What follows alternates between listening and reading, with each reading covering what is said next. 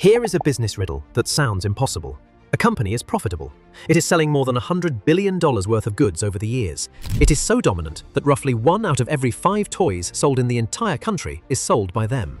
Children love it. Parents trust it. Its jingle is burned into the memory of an entire generation. The end of an era. One of the most recognizable names in American retail is closing its doors today. John Schumo has more on the end of Toys R Us.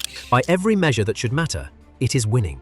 And yet, this company is about to collapse, to close every single one of its stores, to throw tens of thousands of people out of work, to vanish from the high street forever. Not because people stopped buying toys, not because it committed some great fraud, but because of a single financial decision made years earlier in a boardroom that quietly strapped a bomb to the company and lit a very long fuse. That decision loaded the business with around $5 billion of debt, and the interest on that debt would drain away every single year, the very money the company needed to survive, until one day there was nothing left. It thrilled generations of children. This is the Lego set that I got. But the shelves at Toys R Us stores across the country are now bare. So how does a profitable, beloved, market-leading giant get killed, not by its competitors, but by its own balance sheet? And who exactly walked away richer while it burned? Stay with me, because this is a different kind of business disaster than you might expect. Quieter, more clinical, and in some ways, more chilling. This is Toys R Us. To understand what was lost, you have to understand what it had been.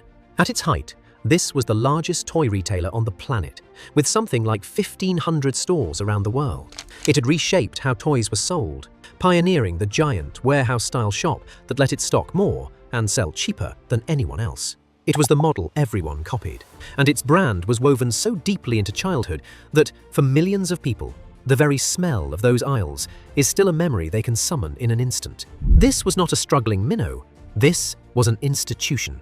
Here is the thing you have to understand before any of the money makes sense. This is not a story about a business that failed to make good products, or lost touch with its customers, or got outcompeted in the open market. Not really. This is a story about a financial maneuver, a perfectly legal, widely used technique that can take a healthy company and, through the sheer weight of debt, slowly crush the life out of it. And to understand it, you first have to remember just how mighty this giant once was. For decades, Toys R Us was not just a shop, it was a destination. It was the place, a cavernous warehouse of childhood dreams, aisle after aisle stacked to the ceiling with every toy imaginable. For a child in the 80s or 90s, a trip there was an event. The company had a giraffe for a mascot, a jingle that promised you never wanted to grow up, and a near total grip on the toy market. It had crushed its rivals and become the undisputed king of the toy store, so dominant that other toy shops simply could not compete. And on paper, it looked unstoppable. But by the early 2000s, storm clouds were gathering on the horizon. This Christmas, Toys R Us is the place for all your presents. Our brand new Christmas catalogue is out now, packed with 132 pages of great gift ideas. Plus, spend over £100 and get a £15 gift coupon absolutely free. A new kind of competition was emerging. Giant general retailers were selling toys cheaply to pull families into their stores, and a young online bookstore called Amazon was beginning its quiet transformation into the shop that sold everything. The world of retail was starting to shift under Toys R Us's feet. Now, here is the crucial point, the one that makes everything that follows so tragic. Toys R Us was facing real challenges, but it was not dying. It was still profitable. It was still the biggest name in toys. What it needed was investment, money to modernize its stores, to build a proper website, to fight back against the newcomers. It needed a company doctor. What it got instead was something very different. Because in 2005, the company was bought. And this is where the story stops being about toys and starts being about a financial machine most people have never had explained to them. The buyers were a group of investment firms, 2 private equity giants and a real estate company. And the way they bought Toys R Us is the absolute heart of this entire story. They used a technique called a leveraged buyout. Now, that phrase sounds technical and dull, but stay with me, because once you understand it, you will never see these corporate collapses the same way again. Here is how a leveraged buyout works, in the simplest possible terms. Imagine you want to buy a house worth £600,000, but you only want to put in a little of your own money. So you put down a small deposit, and you borrow the rest. That is a normal mortgage. But now imagine a strange twist. Imagine that after you buy the house, you could legally transfer the entire mortgage onto the house itself, so that the house, somehow, owed the debt, not you. You get to live in it, collect the rent from it, and if it all goes wrong, it is the house that goes bankrupt, not you. You risked only your small deposit, but you control the whole property. That, in essence, is what happened to Toys R Us. The buyers put in a relatively small amount of their own money and borrowed billions more to fund the purchase. And then that mountain of borrowed money, around $5 billion of debt, was loaded onto Toys R Us itself. The company was, in effect, made to borrow the money used to buy it. The giant was forced to carry the very debt that had been used to purchase it. And this is the crack in the foundation that would doom everything. Because debt is not free. Every year, that $5 billion of debt demanded to be fed in interest payments alone. Hold that number in your head, because it is the beating, bleeding heart of this whole story. I don't want to grow up. Fun Toys Record. With catchy jingles and a logo a child might write, Toys R Us grew to revolutionize retail in the decades that followed. Every single year, Toys R Us now had to pay out around $400 million just in interest. Not paying down the debt itself, just the interest on it. $400 million every year gone before a single dollar could be spent on anything else. Now, think back to what this company actually needed. It needed to modernize. It needed to build a great website to fight Amazon. It needed to refurbish its aging stores to compete with the shiny newcomers. All of that took money. Money the company was actually generating, because remember, the underlying business was still profitable, still throwing off well over $100 million in operating profit a year. But that profit, and so much more, was being devoured by the interest payments. The money that should have gone into building the future of the company was instead flowing straight out the door to service the debt. It is like a runner who is genuinely fit and fast, but is forced to race with a 200-pound weight chained to their back. They are not slow because they are weak, they are slow because of the weight. And the weight never, ever comes off. And this is the quiet cruelty of the whole arrangement. Toys R Us was not failing to make money. It was making money. It was just being forced to hand almost all of it over to its creditors, leaving nothing to fight the war for its own survival. Its competitors, unburdened by this crushing debt, were free to invest, to cut prices, to build their websites, to race ahead.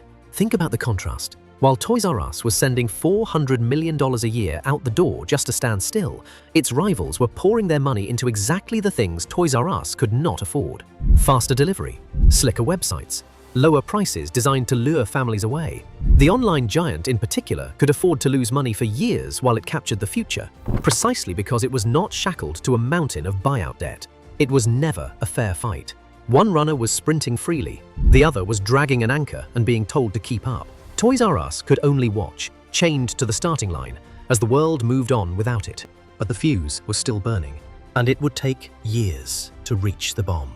For over a decade, the company limped along under this impossible weight. It tried, it made efforts to improve, to modernize, to compete, but it was fighting with one hand tied behind its back and a fortune hemorrhaging out of it every year.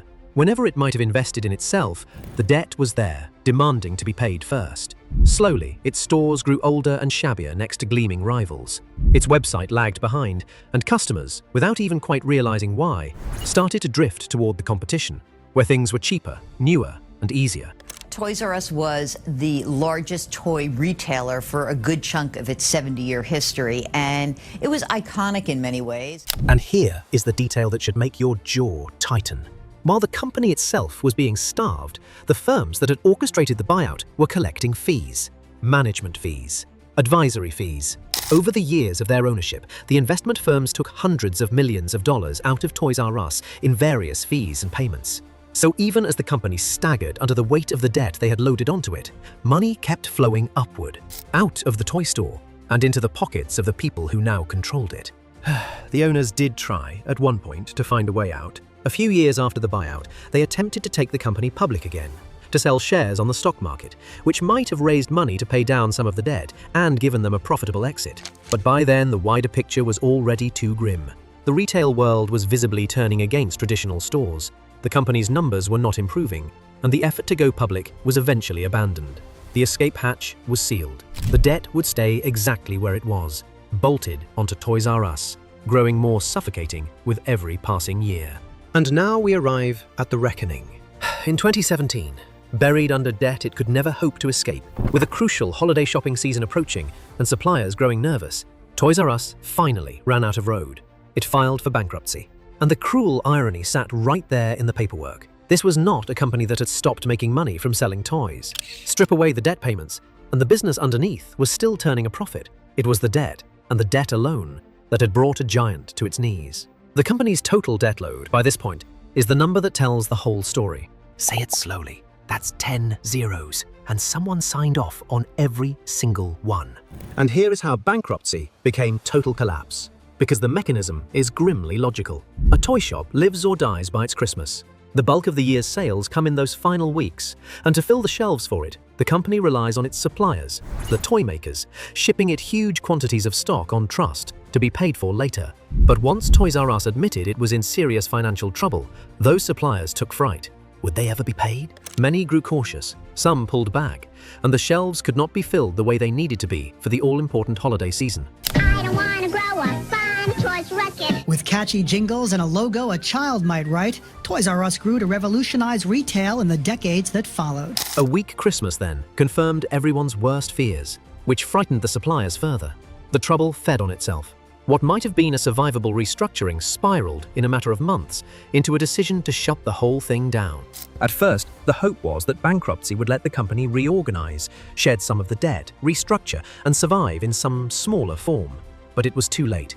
The damage was too deep, the trust of suppliers too shaken, the holiday season too weak. And so, in 2018, the decision came down that would break the hearts of a generation. Toys R Us would liquidate its entire American operation.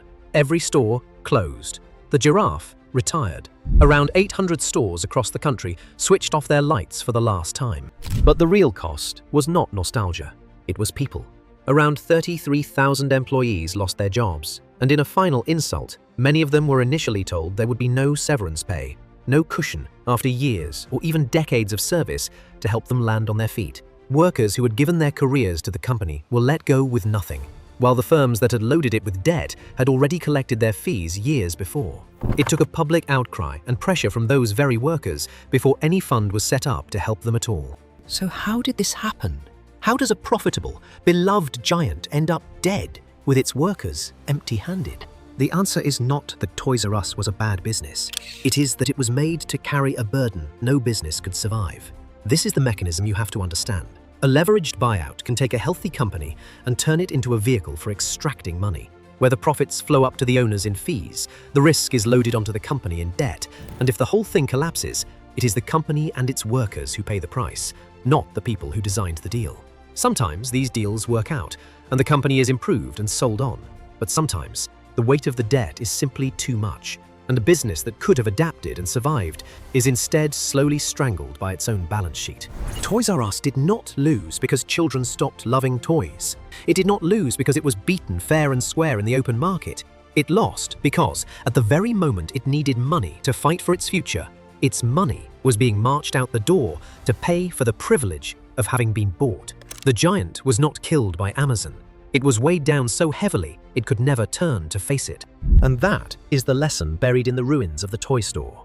A company can be profitable and still be doomed if enough of its life is being drained away faster than it can replace it. The most dangerous threat to a business is not always the rival across the street. Sometimes it is the quiet arithmetic on its own balance sheet, a number growing in the dark that someone, somewhere, signed off on. No sides, no politics, just the receipts. Count the zeros.